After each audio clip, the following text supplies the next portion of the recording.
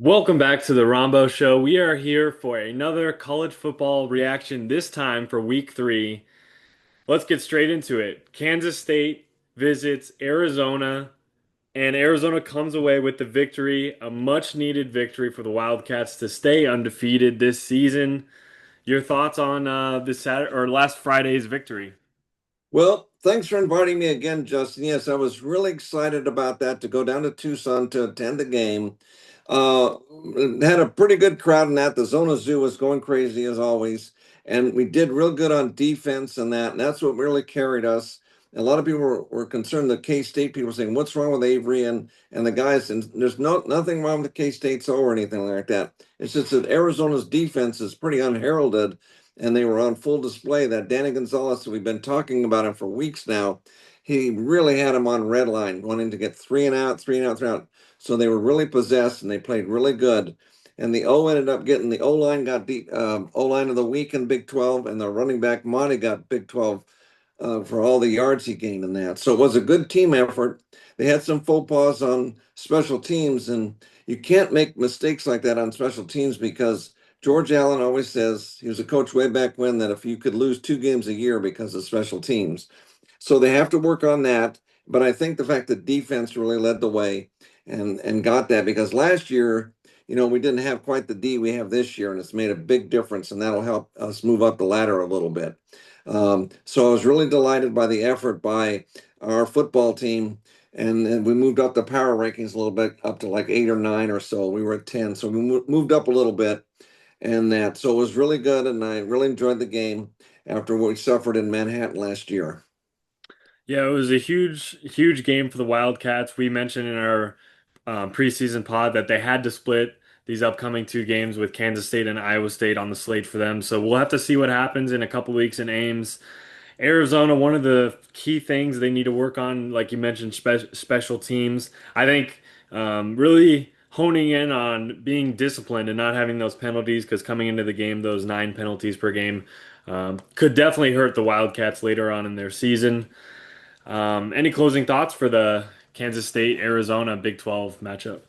Well, one of the things is I've been checking the bowl things, and it looks like we're going to be dogging it out with ASU and Cal for those like the Holiday Bowl and Sun Bowl and stuff like that, and the Vegas and those bowls and that because Cal had a big win over Minnesota in that, and they weren't expected to win that, but they did really good. And they got a good quarterback and a good defense, just like we do, and they'll probably get a bowl too. So that was another surprise this week too. And amazingly, an ESPN guy has Arizona projected to be the number 11 seed in the playoffs, which was really an unexpected thing there. But they most likely a bowl. But if we could go up the ladder a bit, they're even projecting possibly 3 teams to make it in the Big 12 in the playoffs from the Big 12, which would really be a surprise. We're hoping to get 2, but 3 would really be a mega blessing in that for the conference. Because so they are getting a little respect now in the conference and notoriety in that. So it's good for not only Arizona but everybody else too, because a lot of them look sharp and won some big games like West Virginia beat Pitt in a big game and all. And of course ASU came back and beat Texas State in that because they had a tough time with them in San Marcos last year, but won big. So the Big 12 had some big wins in that, and so hopefully we can get 3 teams in the playoffs. Yeah, I think as you mentioned, the college football playoff kind of shaping out just a little bit. Only 3 weeks in. I think one of the conferences that really took a big hit this weekend was the ACC with Clemson losing to Georgia Tech. I made a prediction this uh, past weekend that if Clemson lost, they would not make the playoff. And since they did lose, I really don't think they make the playoff with those 2 losses already. It's going to be very tough. I really think it's Miami's conference to lose. And so I think. ACC might only get one team. The SEC is probably going to have multiple, could be up to five. The Big Ten could have very well 3, 4, 5 teams in there. The Big 12, they could definitely get a couple more in. We'll have to see how that shakes out. We'll definitely see that this weekend with Utah, Texas Tech. That will be potentially a Big 12 championship preview. Looking a little bit more at the Big 12, Iowa State struggled mightily against Arkansas State, was able to pull it out 24 to 16, but they struggled up until the very end. Now, one thing I did want to mention, Butch Jones is the Arkansas State coach, and he has been since 2021.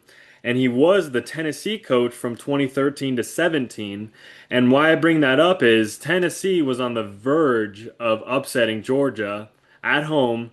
And the last time they did beat Georgia was when Butch Jones was coach back in 2017. So Tennessee unable to pull that out. But your thoughts on that Iowa State Arkansas State game?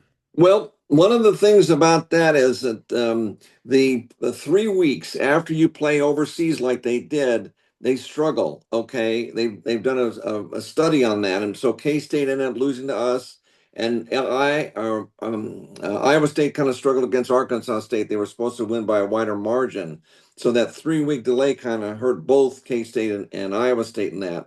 So, but Arkansas is building up there in Jonesboro and that. And yeah, Butch Jones, I think, coached at Miami too, if I recall. I'm not sure, but he's been around. So Arkansas State got a really good coach, and I'm sure he'll build them up. I believe they're in the Sun Belt Conference, so look out for them. And but Iowa State coming off the big game against Iowa is kind of a letdown too. So that's a big thing too. You have a big victory over Iowa, and it's hard to get too keyed up. But Iowa State's a really good team though, and they'll be right up in the thick of things in the Big 12 race.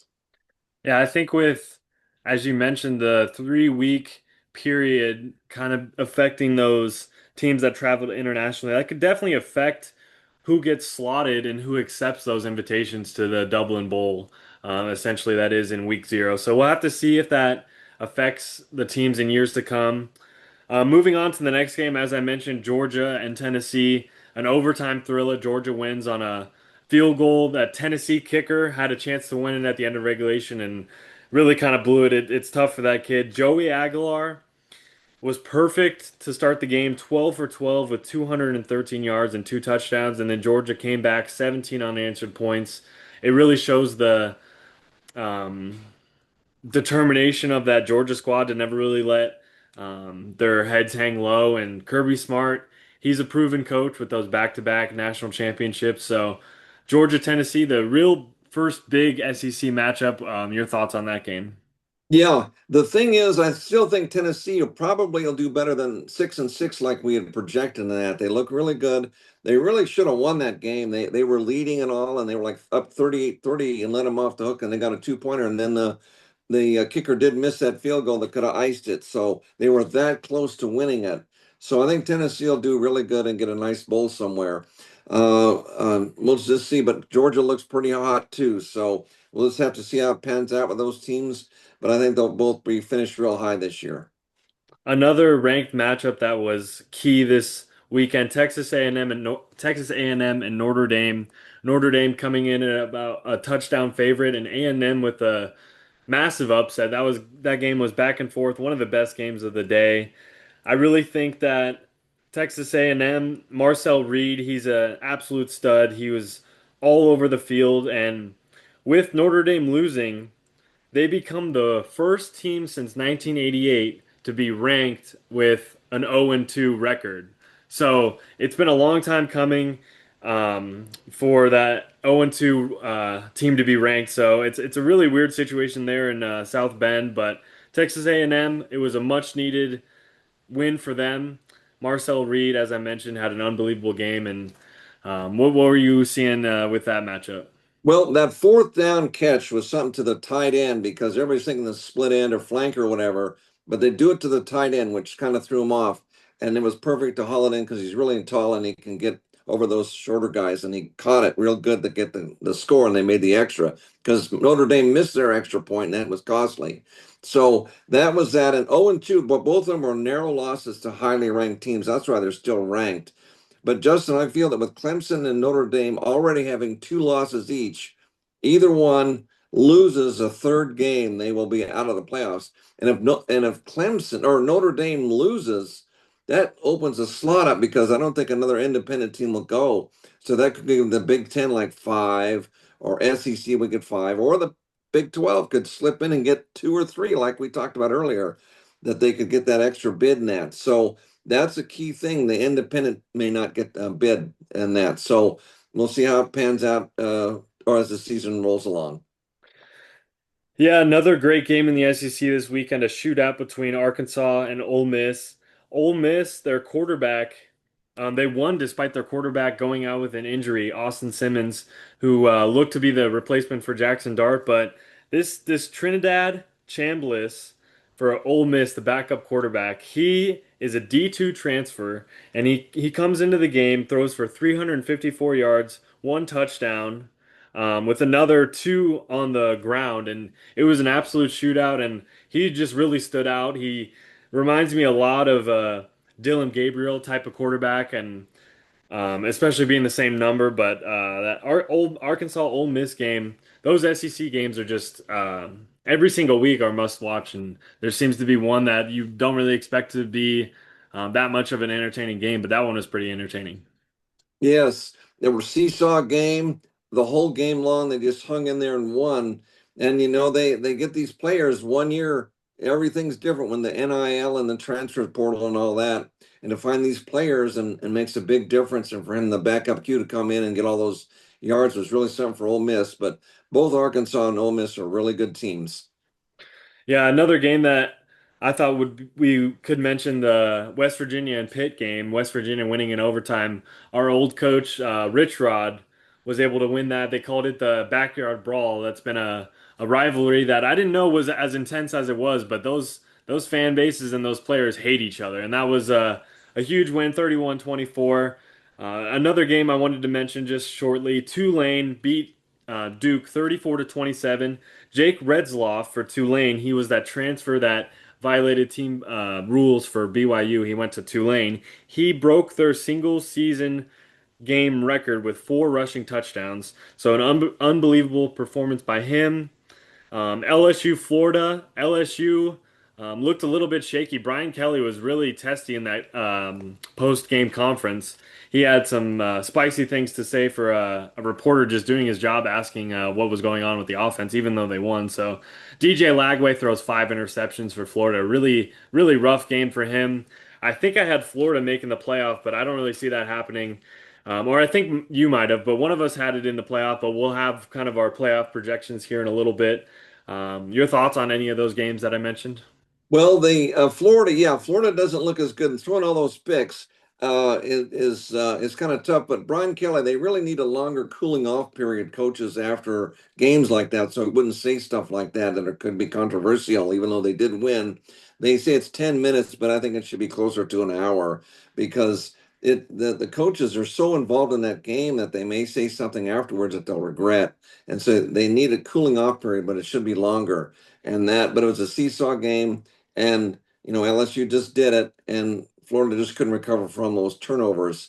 And the Ole Miss you mentioned, and who was the other game you mentioned? Like the first one you said? The Pitt, West Virginia, and then Oh, the oh, yeah. okay, Pitt. That yes. One of the things, Justin, is when the Big 12 is expanding, they get these teams, but they don't get their partner with them. And I was surprised that they got West Virginia, but they didn't get Pitt. And it's hopefully if they do any adding, they add their rivals, like UCF's rival is USF. That'd be cool if they were paired up. And then like with the Pitt and West Virginia, they're only an hour apart because Morgantown and Pittsburgh are just an hour apart.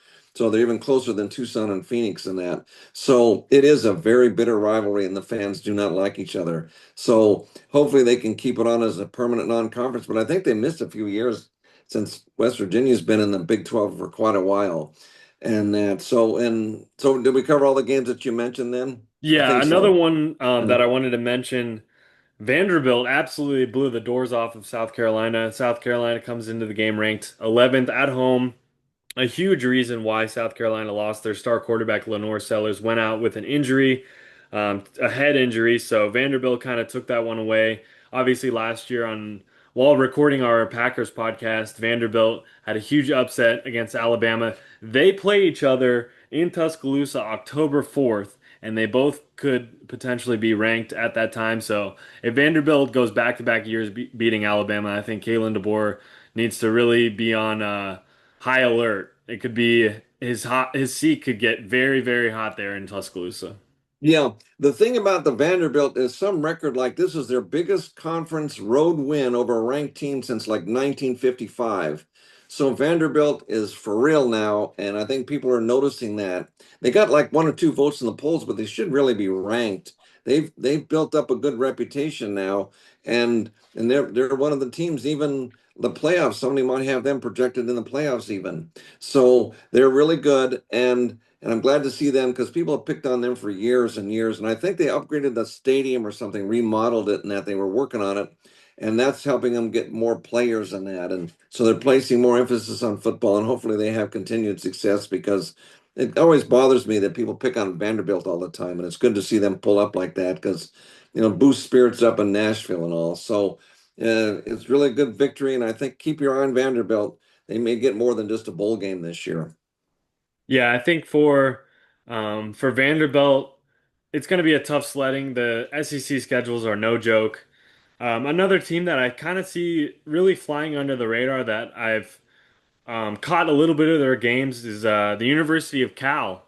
Um, they former Pac-12 team now in the ACC. They're 3-0 to start the season, starting a freshman quarterback, Jaron Kiowa Sagapolutele is a freshman with 6 touchdowns, 1 interception, 67% completion.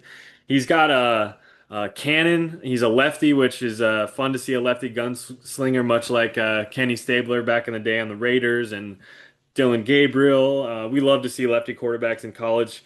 Your thoughts on the Cal Bears? Yeah, this is really exciting because I kind of follow our old rivals in these former conferences and that. And of course, we were with Cal for 45 years and that. Had some very good games and all. It's nice to see Cal pull up because a lot of people had them projected near the bottom in the ACC. And I think Justin Wilcox is still their coach and all, but they lost some key transfers, but he was able to rebuild a lot of players and have really good transfers. And they're pulling off these big victories now. And so it was really exciting to see Cal pull it off against Minnesota and them because Fleck, there, the coach here in Minneapolis, has good teams at Minnesota for them. So it was a big victory, and I believe it was an upset and all. So Cal kind of reminds me of Arizona has a really good quarterback with a great defense, and they looked really good. And so Cal, we're dogging them with a bowl, those Holiday, Sun, and all them LA Bulls, because we both are going for Pac-12 bowls, so we'll be dogging each other for those bowls and that. So that's what I see lately. So it's good to see Cal pulling up, and we'll see how they do if they make a bowl and where they go in that. But congratulations to the Cal Bears. Now, another team on the other end of the spectrum that was a former Pac-12 team, but is there's dark days there, and I'm talking about the UCLA Bruins. They are 0-3 on the other side, and it's not looking good when you pay $1.2 million to get the doors blown off there at the Coliseum or the Rose Bowl. They play Rose Bowl, the Rose Rose Bowl, Bowl. yeah, The doors yeah. have been blown off. The 200 fans that were there were not pleased what they were seeing from the blue and gold. New Mexico beat them 35 to 10, I believe, and Nico Iamaleava, he took a pay cut when he should have just stayed in Knoxville, and that's all I really have to say. I do not see UCLA making a bowl game in that rough Big Ten. Okay, I wanted to talk about New Mexico a little bit. Here, they're one of our former border conference and WAC rivals, and we played them many years. And as a matter of fact, they were actually our arch rival back in the 20s and 30s before ASU was a university. And it was a big deal to take the train to Albuquerque and play them. So we had some big time games with New Mexico and that. In fact, we played New Mexico more times than we played ASU when we left the WAC in 77. We've since played ASU many more times, but it was a big rival, and it's nice to see New Mexico pull up like that and pull off such an historic victory because they've had struggled for years. It's mainly a basketball school, but their football team really did a number with a lot of trick plays and that. And they were ready. They wanted. They were going all out in this game because they figured their chance to win a game in the Rose Bowl. They've got going nutty there in Albuquerque, I'm sure. So that's one of those shocking games you get their attention. So hopefully New Mexico can maybe string enough games and get a bowl bid too somewhere in that. So again, so with our neighbors in Cal and in Mexico pulling off huge victories this past Saturday, it was pretty notable, and they were our former conference mates in different conferences. But it was nice to see both of them shine Saturday. Now, as we are now Big 12 fans with our team Arizona being in the conference, there's been a lot of conversation. I've seen a lot of different notes on who's the best team, who are the top three, top four, top five teams. Do you have a solidified power ranking for the Big 12? And if you do, let's list them out. Who do you think is Okay. first, number one overall in the power rankings? I kind of have them grouped together, Justin. It's kind of tough because all 16 of them are kind of you're on the edge of your seats. They can pull it off, you know. So like with Rich Rod, they kind of rank down low West Virginia, but they go and shock the world and beat Virginia or Pitt because Pitt I think was favored by a touchdown if I recall. So I would lump Utah and Tech as the big two, TCU and Iowa State right behind them at 3 and 4. You're looking at probably like BYU, probably is maybe fifth, and you could have Arizona in there like sixth or so. They're pretty good and all. ASU's not that far off. You might put them at seventh. They're pretty good. Houston is really coming up. They won big. You might lump them in there with the Arizona schools and all. And we didn't talk about them winning, but they won big Saturday, and they've improved a lot. Willie Fritz, I think, is their coach. He's built up a lot of new transfers, and they built up like Arizona did. He's in his second year, like our coach Brennan, and so there could be another team. So put them in there. You've got well, Baylor too is another one you need to lump in. So they're so bunched in, Justin. You can put like six teams all right together. So I don't have an exact 1 through 16. KU's up there. K State, they're not that bad. And of course, I mentioned Iowa State. West Virginia, you got to put in there. UCF, they can make a showing too. And then let's see, we got Texas Tech. I think I mentioned pretty much well the mountain teams like Colorado. Colorado isn't doing as good as we thought. They down low, but and then Utah. I think I've got everybody. I've mentioned everybody. Utah, they're near the top, and BYU is probably near like the middle or so. That's kind of what my ranking is. Did I get all 16 of them in there, Justin? Yeah, it looks like you got Pretty about all of much. them. Cincinnati, yeah. Oh, Cincinnati's probably a middle pack type thing. It's going to be a tough game going back there to play. It's going to be cold in November and all, and that's not going to be an easy game to win. So Cincinnati, a lot of middle of the pack teams, and I don't really want to put anybody down at 16. Well, Oklahoma State probably is the worst. They really are having trouble. They don't think Gundy's going to make it. I would rank them 16th, but everybody else is kind of bunched in there pretty good, except the big four with Iowa State, TCU. I should have mentioned them. TCU, Iowa State, Utah Texas and Tech, Texas and Tech. Utah. And yeah, those are the guys you lump near the top. Arizona and them and are all in the middle and that. But hopefully Oklahoma State can pull together because Gundy doesn't need another bad year. If he goes 0-9 again, he's in trouble. But it looks like Oklahoma State's pretty much ranked 16th of all of them. But again, we got to play them. So every team, I'm kind of on the edge of my seats thinking about them. Yeah, um looking at the playoff predictions, I'm looking at the people that I had slotted into the playoff, and I think that South Florida has a good chance to make it over Boise State. I like the LSU Penn State pick. I like the Texas pick, Georgia. Alabama, it'll be close, but I think they could probably squeeze in. Clemson, I think they're probably out at this point. Getting slotted in there would be a Miami. Ohio State, I feel good about them. SMU, we'll have to see. They haven't really had a test other than that Baylor game. And they didn't win that game, so they'll have to win out the rest of the way. Iowa State, South Carolina, I don't really feel too great about that pick, but it's so hard to predict these things at the beginning of the season. But some of the teams that I did want to mention that are really solidified top five teams would be Miami and LSU, Ohio State, Oregon. I think has a case to be one of the best teams in the country, Mhm. and I think that that's kind of the top five I'm going with right there. That top five and Penn State has to be the other team in that top five. Right, those I agree with you. Really good teams. You're looking at possibly of 12 teams, you're looking at maybe 25 or 30 teams that have a legitimate shot at getting in based on their conference season and that. So, because it's so balanced and they've had so many upsets that nobody's really got a sure shot at getting in because it's that tough out there. And but I think the number of teams like the Big Ten and the SEC will be well represented. It'd be interesting if we can get two group of five teams. We'll probably just get one, but you never know with USF and Boise and them. And who knows, maybe New Mexico or one of them get pretty hot and win some. It's hard to say between the Sun Belt, Conference USA, American, um, and the Mid America too. And then, of course, the Mountain West. see how they all do and maybe squeeze two in. That would be great, but most likely just one. But again, there's quite a number of teams that could get in.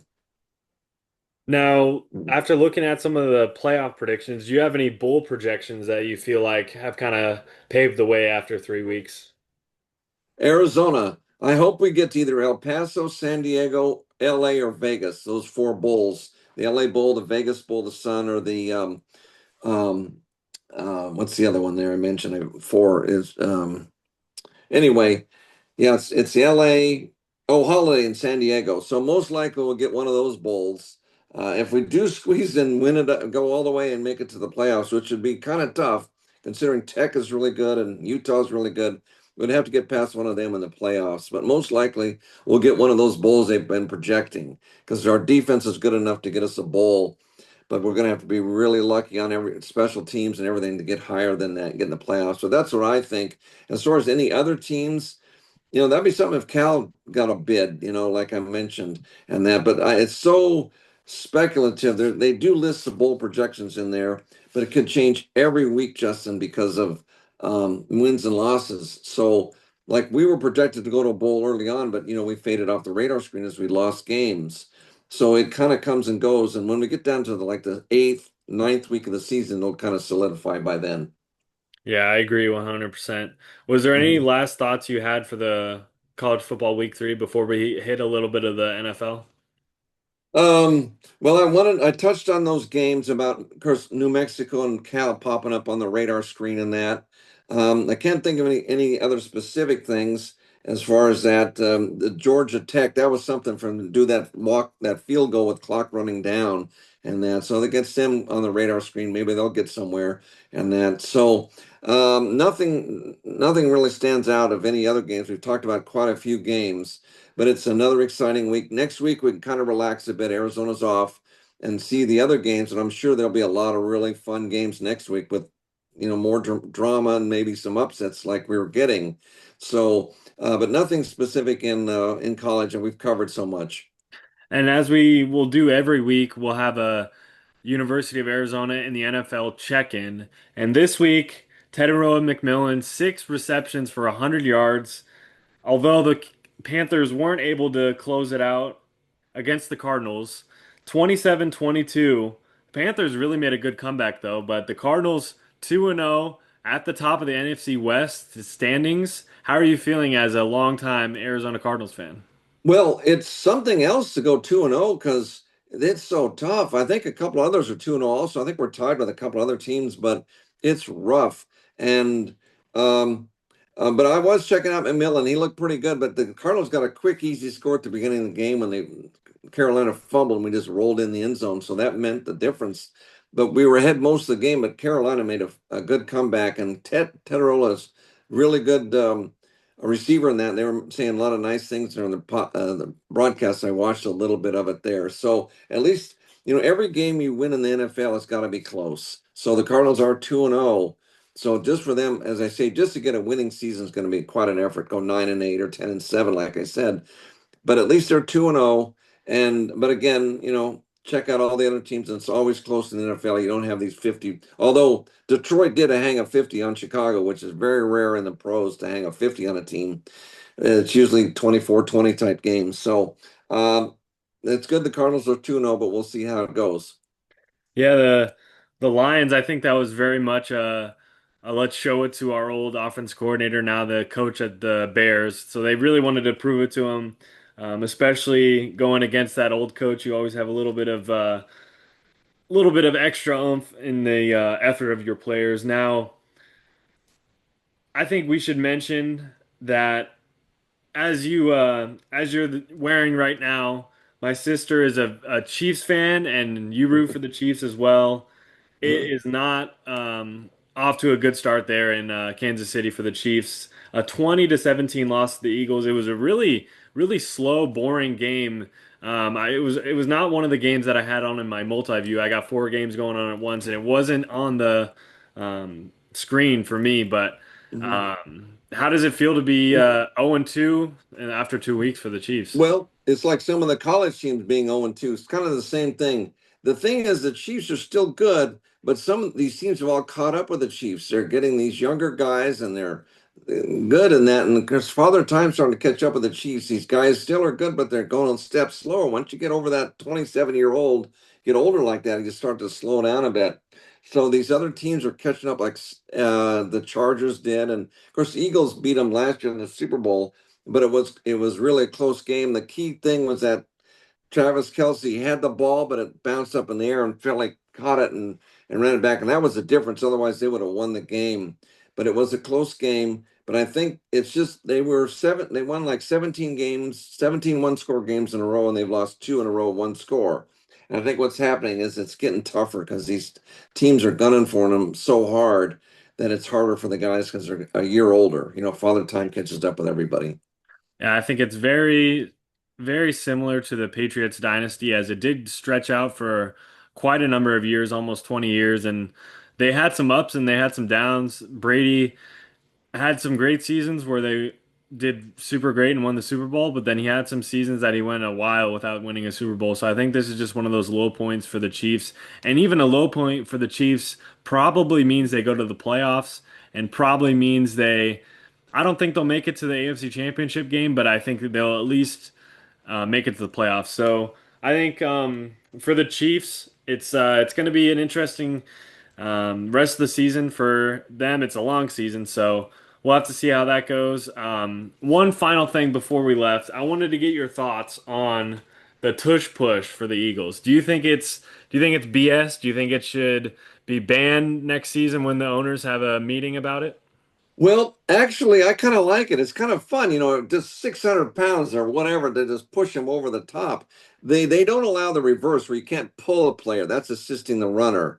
And so I don't mind the tush push because it is legal. Remember, Arizona did it against Oregon that year, and when they won the South Division like 10, 11 years ago, where you can push the players. Because I know everybody was on that line when they were pushing into the end zone last night. They got the biggest guys behind the running back and pushed him in.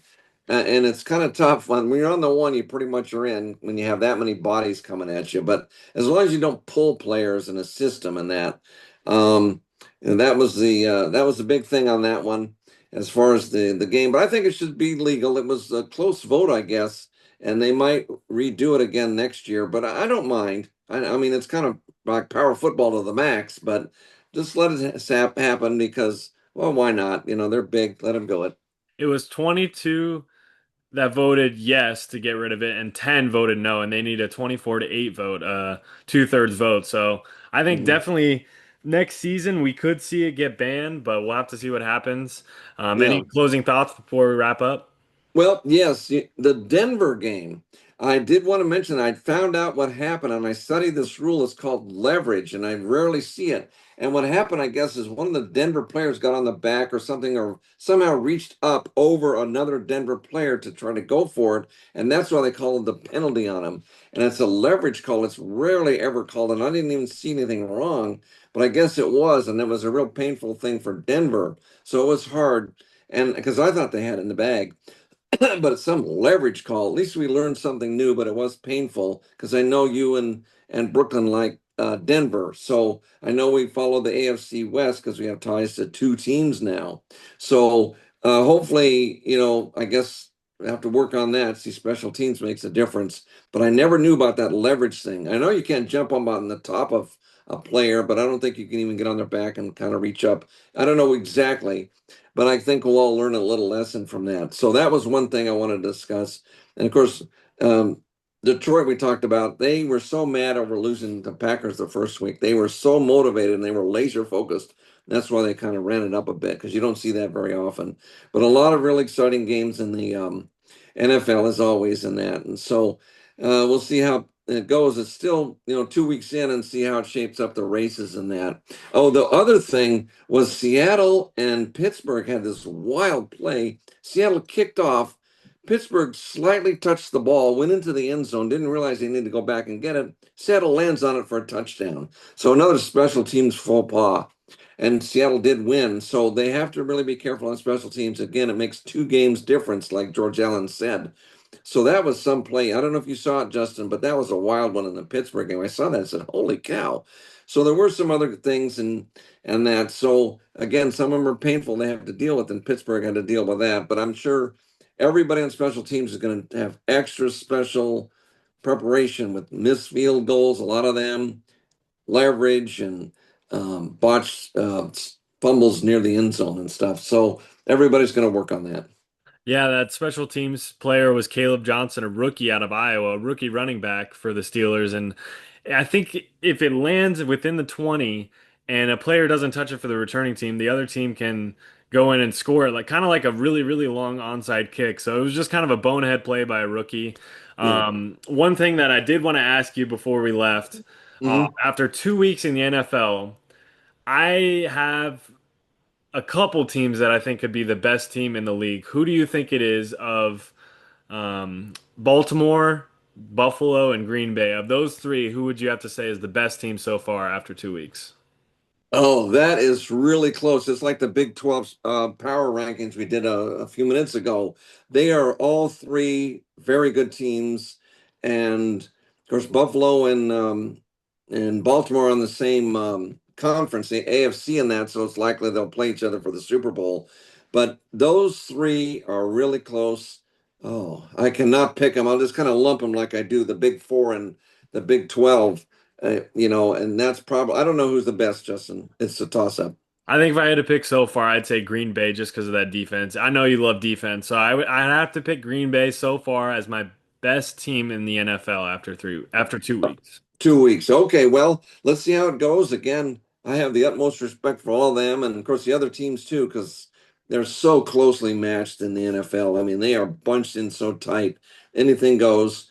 Um, but they could be those three, and then two will play for the Super Bowl. So um, I don't know who do you think the second best team is in the NFC after Green Bay? Mm, that's tough to say. Would it be I'd Philadelphia? probably say, yeah, Philadelphia. Okay. Those are kind of the top four for me right now. Okay. All right. I was Baltimore and thinking Buffalo. I mean, I know that the Chiefs have been very dominant, but I'm kind of hoping for a little bit of a mix-up in the AFC Championship. I hope it's Baltimore and Buffalo. Buffalo, but knowing Mahomes, he'll probably get there somehow. Well, yeah, it's going to be close because Buffalo's already had these close calls with the Chiefs, and it might catch up with them this year. Because if Kansas City doesn't win, it's a loss by a close score. They always hang tough no matter what. So we'll see how it goes. But those are some of the biggies in that. So that's my conclusion on the NFL. And I understand you and Alex are going to have to do a video on the NFL tomorrow. I'm looking forward to what you have to say and what Alex, because he's very well versed in NFL too. Yeah, this is going to be a weekly thing this college football season, and we'll have a sprinkle a little bit of NFL every Monday, me and my dad here on the Rombough Show. Thanks for tuning in, and we'll catch you next week. Thank you.